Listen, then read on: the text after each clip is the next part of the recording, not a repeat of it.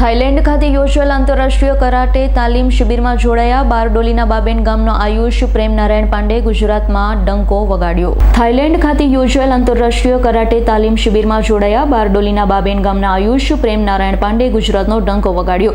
બારડોલી શહેરના 2 પ્રતિનિધિઓ થાઈલેન્ડમાં આંતરરાષ્ટ્રીય કરાટે સેમિનારમાં જોડાયા હતા। ત્યારે થાઈલેન્ડમાં પટાયામાં 19 થી 22 મે 2025 દરમિયાન આયોજિત આંતરરાષ્ટ્રીય કરાટે તાલીમ શિબિર ઇન્ટરનેશનલ કરાટે સેમિનારમાં ભારતના ગુજરાત રાજ્યના સુરત જિલ્લાના બારડોલી શહેરમાંથી 2 પ્રતિનિધિઓએ ભાગ લીધો હતો।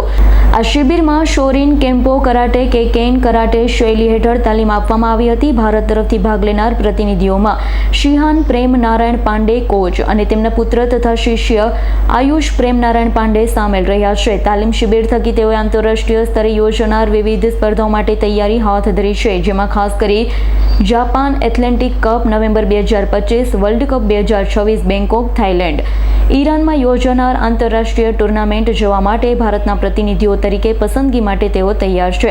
આ સિદ્ધિ માત્ર બારડોલી શહેર માટે જ નહીં પરંતુ આખા ભારત માટે ગૌરવની બાબત છે। આવા પ્રતિભાશાળી ખેલાડી અને કોચિસની આંતરરાષ્ટ્રીય સ્તરે માર્ગ મળે તે માટે તેમને અભિનંદન અને શુભેચ્છા પાઠવવામાં આવે છે। Prem Narayan Pandey, Shorin Kempo karate India president. 19 થી 22 અમારા શોરીન કેમ્પો કરાટેનું સેમિનાર અને ટુર્નામેન્ટનું આયોજન હતું। તો 23 થી 27 જાપાન ટુર્નામેન્ટ હતું અને જે એનામાં ભાગ લેવા માટે હું અને મારો પુત્ર આયુષ પ્રેમ નારાયણ પાંડે જેઓ ભાગ લેવા માટે ગયા હતા।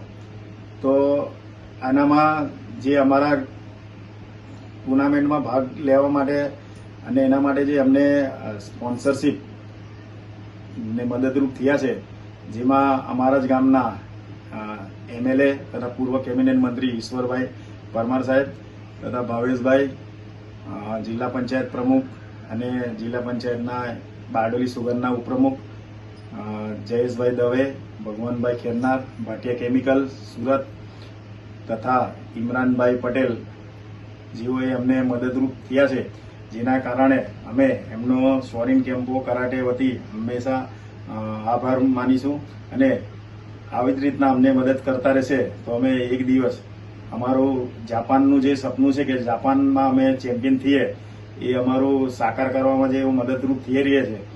તો 110% આવતા વર્ષે અમારું જાપાનમાં ટુર્નામેન્ટ છે। ત્યાર પછી શોરીન કેમ્પોનો અમારો થાઈલેન્ડમાં 2026માં વર્લ્ડ કપ થવા જઈ રહ્યો છે।